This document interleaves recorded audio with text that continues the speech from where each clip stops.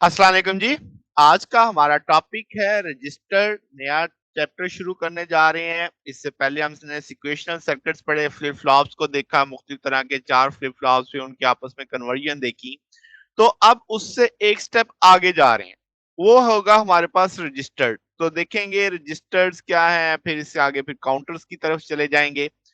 तो इलेक्ट्रॉनिक्स में या डिजिटल इलेक्ट्रॉनिक्स में रजिस्टर्स का क्या किरदार होता है, नाम से जाहिर जाहिर स्टोरिंग कैपेसिटी के मायनों में हम इसे लेंगे। तो वो देखेंगे कैसे एक चीज को स्टोर किया जाता है, बिट्स को स्टोर किया जाता है, कितनी तरह के रजिस्टर्स होते हैं, ये सारा मामला देखेंगे। तो ऐसे सर्किट जो फ्लिप फ्लॉप जिनमें लाजमी होगा, उन्हें हम क्लासिफाई करेंगे कि ये ऐसा फंक्शन जो परफॉर्म कर सकते हैं, यानी सिक्वेशनल सर्किट्स में। ठीक।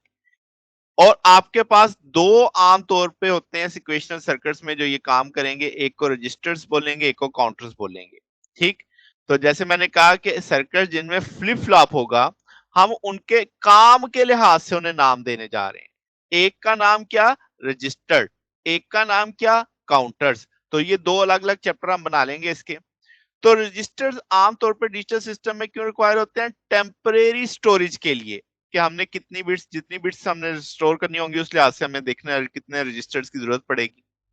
तो आप इसे डिफाइन कैसे करवा सकते हैं? आप कह सकते हैं कि रजिस्टर जो है ग्रुप ऑफ फ्लिप फ्लॉप है, जिसमें हर एक में कॉमन क्लॉक पल्स होती है, और वो एक बिट को स्टोर करने की सलाहियत रखता है। इसका मतलब एक फ्लिप फ्लॉप एक बिट को स्टोर करेगा। अगर आपने एन बिट्स को स्टोर करवाना है तो एन फ्लिप फ्लॉप चाहिए। ठीक है। और इसका मतलब एन बाइनरी इंफॉर्मेशन आपने जमा कर ली, स्टोर कर ली। तो ये एक बेसिक सादा सा कंसेप्ट है। इसके अलावा भी ये काम होता है, वो आगे चल के देखते हैं। तो अब आपके पास जो फ्लिप फ्लॉप है, आप कह सकते हैं कि जब इस रजिस्टर यानी जो बेसिक आपके फ्लिप फ्लॉप है उसके साथ एक कोई कॉम्बिनेशनल गेट आप लगा देते हैं, तो एक काम ये और कर सकता है। वो क्या? जिसे हम बोलेंगे डेटा प्रोसेसिंग। यानी ये डेटा को ट्रेवल करवाएगा डिजिटल सिस्टम्स के अंदर। आप कह सकते हैं कि आप उससे डेटा को रोक भी सकते हैं, आप कॉपी भी कर सकते हैं, मूव भी कर सकते हैं, शिफ्ट भी राइट की तरफ कर सकते हैं, लेफ्ट की तरफ भी कर सकते हैं। तो ये जनाब एक तरह से दो मामला अब आपके सामने आ गए, कि जो आपके पास रजिस्टर्ड हैं वो बाइनरी इंफॉर्मेशन को स्टोर भी कर सकते हैं, और उनके साथ कुछ अजाफी सर्किट लगा के आप उनसे प्रोसेसिंग का काम भी ले सकते हैं।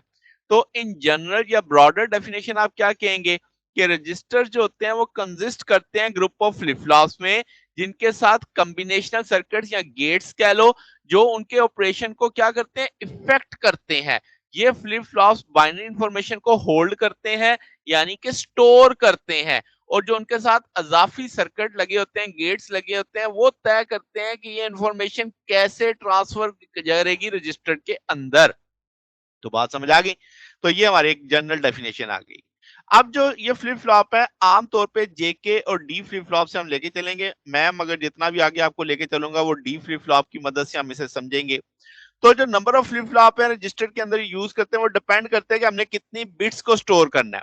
अगर हमने दो बिट्स को स्टोर करना है तो दो फ्लिप फ्लॉप चाहिए होंगे। अगर एन बिट्स को स्टोर करना है तो एन फ्लिप फ्लॉप चाहिए होंगे। हर फ्लिप फ्लॉप की कैपेबिलिटी सिर्फ एक सिंगल बिट को स्टोर करने की है। ठीक है। आपके पास जैसे फ्लिप फ्लॉप डाटा स्टोर करता है, तो उसकी जो लॉजिक स्टेट है वो तय करती है कि किस तरीके से ये डाटा ट्रांसफर होगा रजिस्टर्ड में। अच्छा। अब एक एग्जांपल देखते हैं, बड़ी सादा सी एग्जांपल है। लेट्स से एक डी फ्लिप फ्लॉप है, उसमें आपने वन या जीरो को स्टोर करना है।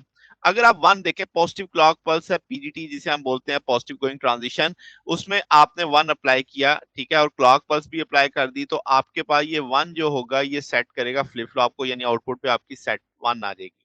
अब आपके अगर यहां से वन हटा भी देंगे, तो यहाँ पे तो क्यू वन के ऊपर ही रहेगा। तो इसका मतलब क्यू जब आपका वन बन जाएगा तो ये उसी हालत में रहेगा जब तक आप नई कंडीशन यहाँ पे नहीं लगाते।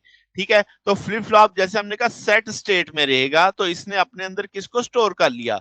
वन को स्टोर कर लिया। आप इसी तरीके से अगर जीरो को स्टोर करना चाहते हैं तो पॉजिटिव गोइंग ट्रांजिशन के साथ जीरो लगा दें, तो आपकी क्यू वाली स्टेट जीरो पे चली जाएगी। तो अब आपके पास यानी क्यू जीरो हो गया, तो हम कहेंगे कि ये इसी स्टेट में रहेगा। तो अब आपके पास अगर जब हम उसे रीसेट करेंगे तो तब उसकी वैल्यू स्टेट क्या होगी? चेंज होगी, अदरवाइज उसने जीरो को स्टोर किया होगा। अब हम इसे कहाँ-कहाँ अप्लाई करते हैं, तो इसकी वाइड रेंज है डिवाइसेस की। आपके पास जो टेम्परेरी मेमोरी डिवाइसेस होती हैं, जैसे कैलकुलेटर हैं, सिक्वेशनल जनरेटर्स हैं, आपके पास जनरेटर सीक्वेंस फ्रीक्वेंसी पल्सेस हैं, आपके पास टाइम डिले सर्किट्स हैं, पैरेलल टू सीरियल कन्वर्जन है ट्रांसमिशन लाइन में, आपके पास स्पेशल काउंटर्स के अंदर।